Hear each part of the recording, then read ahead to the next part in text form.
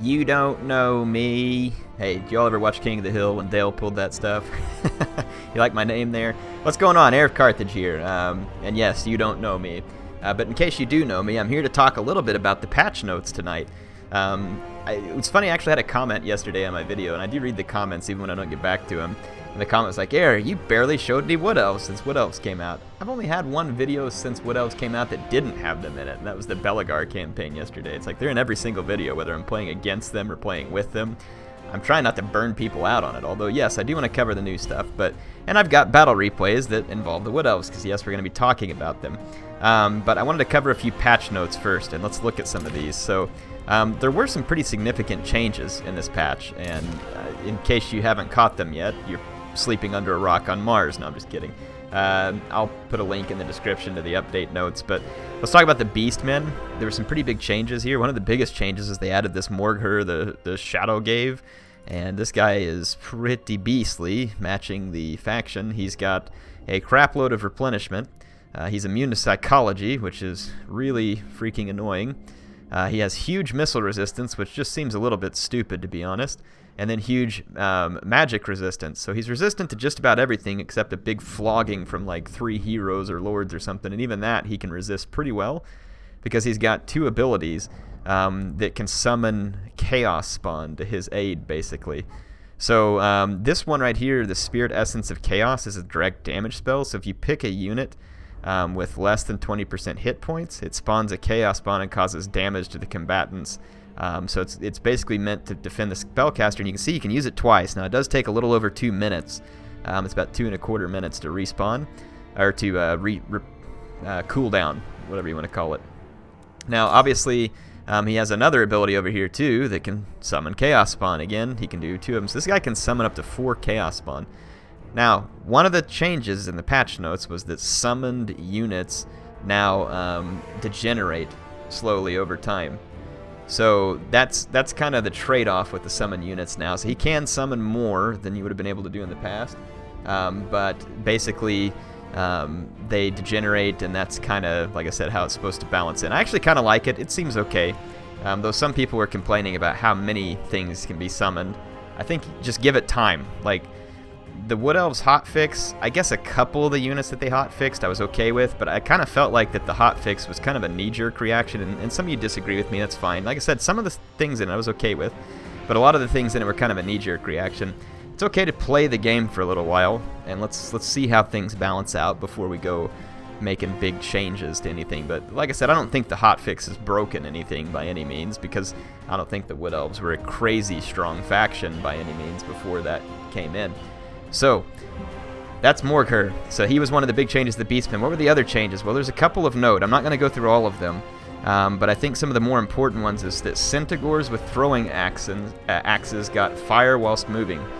So I don't know if I was the only one screaming about this or not, but it was extremely annoying that these guys couldn't fire while moving, and it made them near worthless.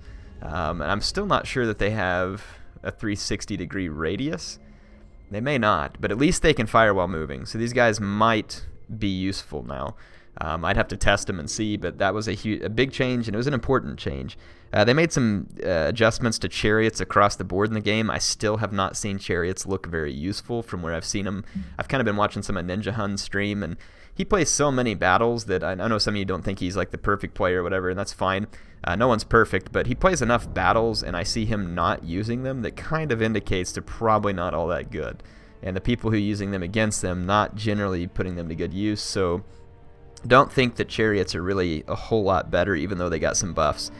That's pretty much it for Beastmen. I mean, there was other changes. Go look at the link. I don't want to cover them all. I'm just trying to cover the big changes here. Let's see if there's anything else. So Chaos Marauders for Chaos took a 25 cost reduction, and Marauders with great weapons picked up 1 more melee defense.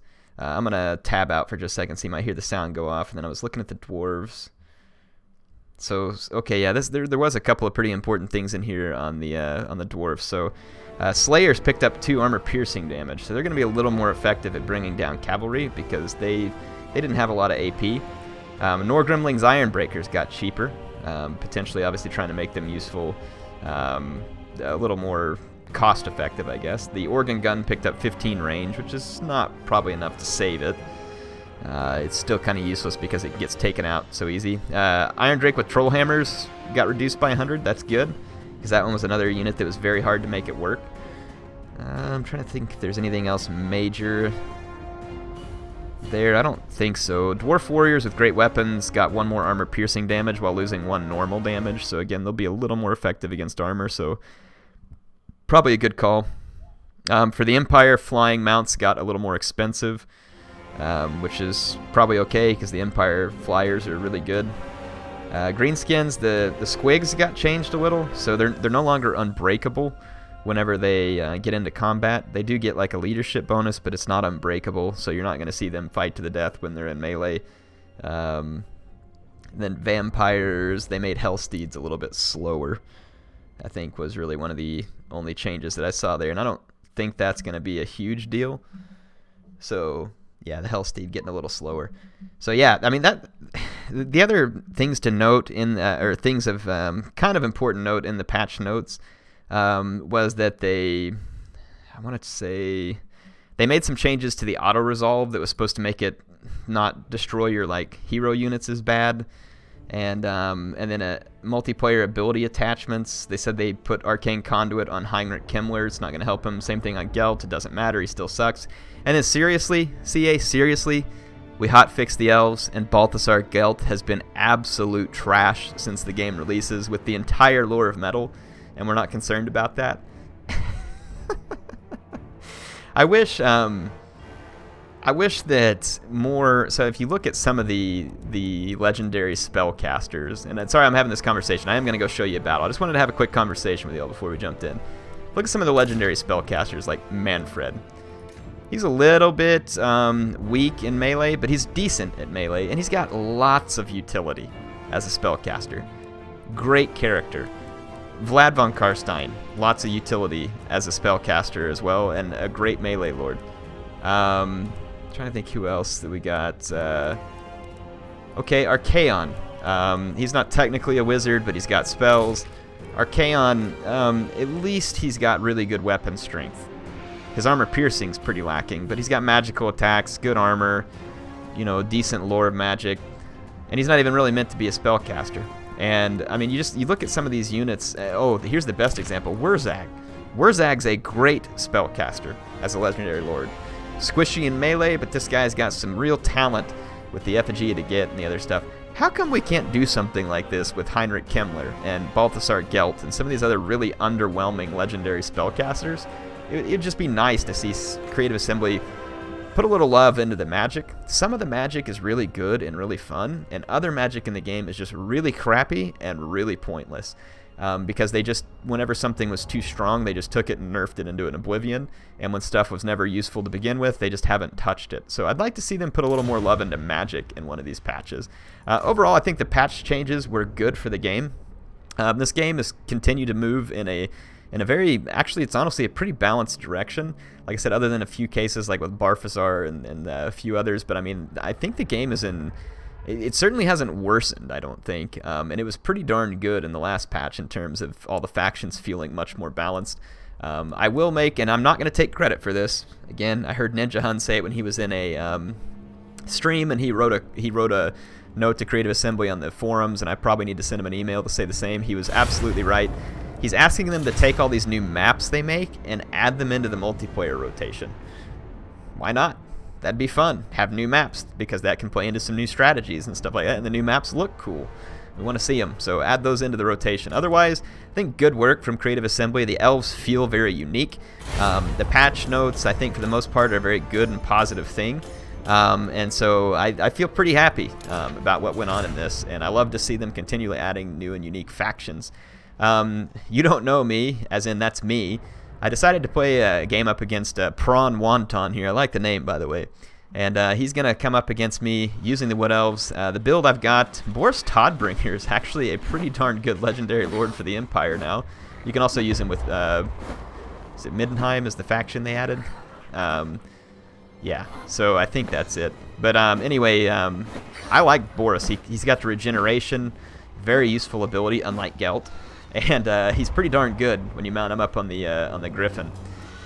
So I've got 2 Demigryph Knights with halberds, and I brought these guys because honestly, the Reindeer Cavalry, otherwise known as Wild Riders, are actually pretty good, and they got even better when they did the hotfix, I think. So I've seen them wreck Empire Knights multiple times, and I'm kind of worried with Knights of the Blazing Sun that it's not even enough.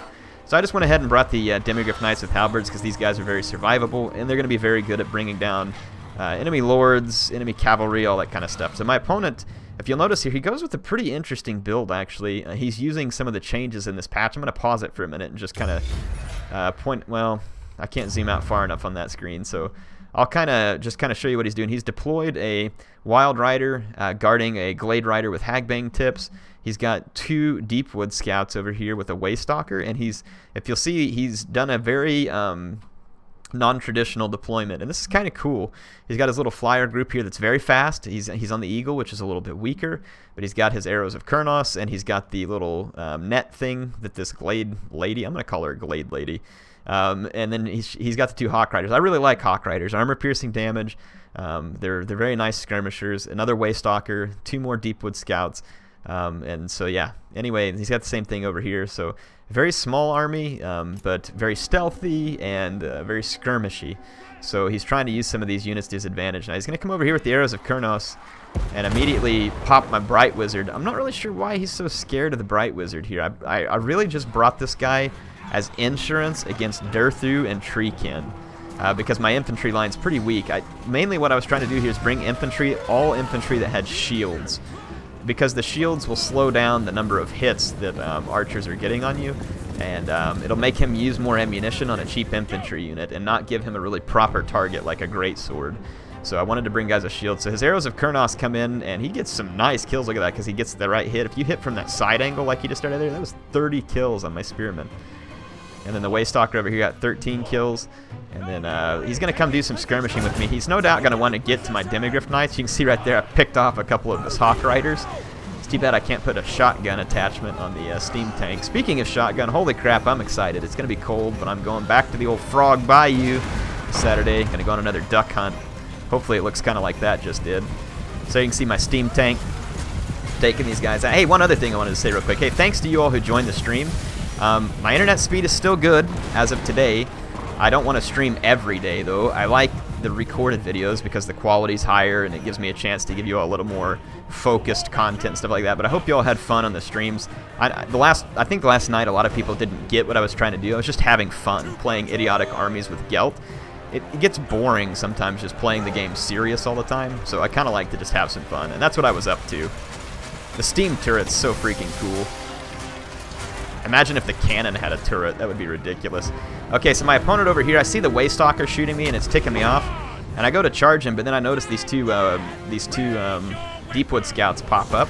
He's going to kill my Bright Wizard, but I was like, yeah, whatever, he can have him.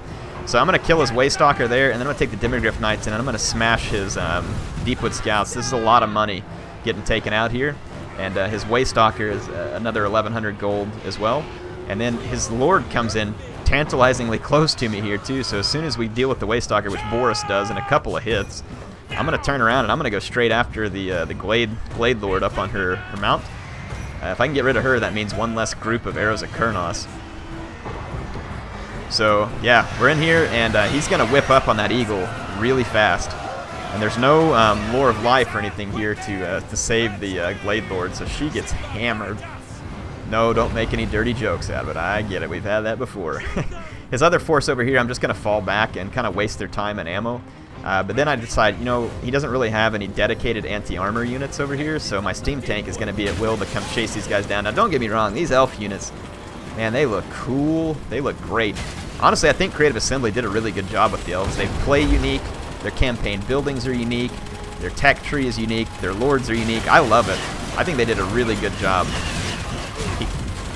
He's going to use his Hagbang tips, and he's going to bring in his Wild Riders, but they're not going to do good against the steam tank because they don't really have the AP. And then I'm going to bring infantry over to just help support that fight so the steam tank doesn't get singled out. So the only unit over here that's really kind of annoying is the Glade Riders with the Hagbang tips. I can't catch them. And his Lord came back, and she has a potion of toughness here. So she's going to heal some, but again, Boris gets to replenish, and he replenishes at a pretty healthy rate. I'm just going to use my demigryphs to keep killing this Waystalker as he comes back and to keep killing the Deepwood Scouts. And they'll pay for themselves quite well. These Hawk Riders got mixed up with Boris earlier, and he pretty much shut them down. And I'm going to bring Boris back over this way a little until I notice that his Waystalker is going to come back and start shooting at me again. And I don't want that happening, so I'm going to swing back over here and target the Waystalker. And I want to finish off his Lord, too. His army is very quick and very skirmishy. If I can kill his Lord, it'll make it easier to kill everything else. So as my infantry came over, he pulled away from my steam tank with his Wild Riders, which is probably good for me. They'll do better than infantry for sure. But yeah, his archers can't get away from my steam tank, and it terrorizes them. It's got the steam gun. It's pretty decent melee. Over here, his Waystalker, which is a really cool looking unit also. It kind of reminds you of Legolas almost. Especially if he went like skateboarding on his bow. Whoa, check out that point blank fire from the Deepwood Scouts. These are really cool units, how they can run away and skirmish, and they look freaking awesome. Their decor, the art there. But no matter how awesome they look, they don't like what's going on here with the steam tank. Like I said, the steam gun on this thing will continually put down damage, and like I said, it also can cause terror. This fight over here is going very well for me. The Demigryph Knights have cleaned up a lot of expensive archers. My Lord gets in a very tight fight here. Does manage to shut down the Blade Lady once again, but Boris also shuts down the Hawk Riders momentarily, but then he routs. But the Hawk Riders have terror, and they rout too. Now, if he started chasing me with these Hawk Riders right now, that would have been the most timely thing. He definitely should have given chase and got me into melee, and he could have gotten me off the battlefield. But I want to go over here and push these units away, and my Lord came back from routing, so I immediately start swinging back towards the safety of my lines. And I'm going to use this Foe Seeker to get a little vigor back and just get away from these. The Hawk Riders are fast enough to keep close to me. And whenever you have an enemy Lord on the ropes like that, you've got to capitalize on it. My opponent just did not there. Now I'm going to play a little bit of busy work. I'm going to keep his Wild Riders busy, and I'm going to make these Glade Riders with the Hagbane tips. See how well my shields protect me from their missiles? It's going to take an inordinate amount of their ammunition to kill these Spearmen with shields. So they end up being a very useful unit against all the archers that the Elves can field. Look at that, Arrows of Kurnos. I get lucky there. It darn near kills me. And then some of his Deepwood Scouts were nearby, and Boris wanders into them, and he is very close to death, and he routs again. So another opportunity here, but all of his flying units are busy over here, as are his Glade Riders, because I was chasing them a little bit with the Demigryph Knights just to keep all this stuff over here. So I sacrificed that unit of Demigryph Knights, which is an expensive sacrifice, to be sure. But once again, Boris is going to be able to swing back over to safety. And we've got this Waystalker. This guy is kind of a combination melee, mostly a ranged hero. But he's going to do okay-ish in melee. You can see, though, that he's completely surrounded by infantry, and then it looks like Boris is bearing down on him, so he is in trouble. He's not going to be living a happy life here soon. Those Hawk Riders look freaking awesome, by the way. Woo! The Boris has landed. That is a really cool looking griffin he's got going on there too. So yeah, the Waystalker's getting punched around here. He's going to be taking a lot of damage. So he's shattered. And he continues to go after my Lord here, which is definitely the right move, because the only skirmishing I have here is the steam tank, and I'm going to use it. You can see there I knocked another Hawk out of the air. And I have quite a bit of ammo left. The steam tank comes with a lot of ammo. It's quite a useful unit in the right scenario. And I feel like against the Elves, it can be in a tough scenario, like if your opponent brings a lot of guys with Starfire shafts. And again, my infantry was there for that. I was going to use them to screen the units with the Starfire shafts, while I used the steam tank for long-range duties like this. So his Glade Riders with Hagbane tips, as long as they stay near enough to me, I can gun them down with the main cannon. And it's fairly accurate versus cavalry on the ground. It's a little bit tougher against flying units. But cavalry on the ground, it does some really good work. Am I the only one who thinks the arrows coming off the elf units look freaking awesome? Woo! That steam tank, man. It's getting all kinds of practice tonight. It's picked up 3 chevrons, 84 kills. At this point, my opponent is really out of luck. Oh, I forgot that probably the chevrons came too early because the... let's see if we can find her. The Glade Lady, she came back from routing at some point. I Can't find her corpse. But she came back from routing and the steam tank just sniped her. She only had like a few hit points left. This may have been her over here because that's a big giant eagle. Yeah, I think that's her. So yeah, she came back from routing and the yeah, steam tank snipe did the job. I got lucky. I got the hit. She didn't have much hit points left. Boris is almost done replenishing. Or he is done replenishing, so I can't do any more replenishing with him. But that's kind of a handy ability to have when he came back from routing like that. And at this point, I've pretty much got the elf player where I want him. His skirmishy army is now just too weak. It's not going to be able to overcome my infantry. Plus, I have the steam tank, so I'm just going to empty out my ammo into his wild riders, which are really the only melee power that he has left. And they're going to go bye-bye here, and then I'm going to bring Boris out to shut down these Deepwood scouts, and that's going to be pretty much the end of that. So these ones shattered when I got close. He's got a little bit of his kind of skirmishing core left here. My steam tank is finally out of ammunition on the main gun. I don't know if that makes you out of ammunition on the steam gun as well. Seems like it would. But yeah, he's running low on ammunition too. He doesn't have much of a chance here, so he's just going to charge at me. So it's nice to see this guy not try and kite me to an oblivion, because he could have, and that's a real problem in quick battle sometimes, is that these Hawk Riders being faster than my guys, they'll just kite away from you endlessly and let the battle never be ended. But here I'm going to scare his guys away with the terror. And his guys all rout here, so it's a fun game. I like that, you know, and it didn't work out for him, but I like that my opponent took a risk there, brought a different army with a different strategy. It was definitely skirmishy, but it wasn't like annoying, like just kite you to death on the end of it. He needed to do a little bit better job kiting me, but you know what I'm saying, like he didn't just run off to the corners of the map trying to draw this out to a tie or something. I thought he played an interesting game. It did not work. This elf army was a little bit too small and squishy, and I had enough tools to counter it here. The long range with the steam tank was one of the big challenges that he was going to have to overcome, and then just so much infantry that he really can't overwhelm it. He has no infantry of his own to support these units.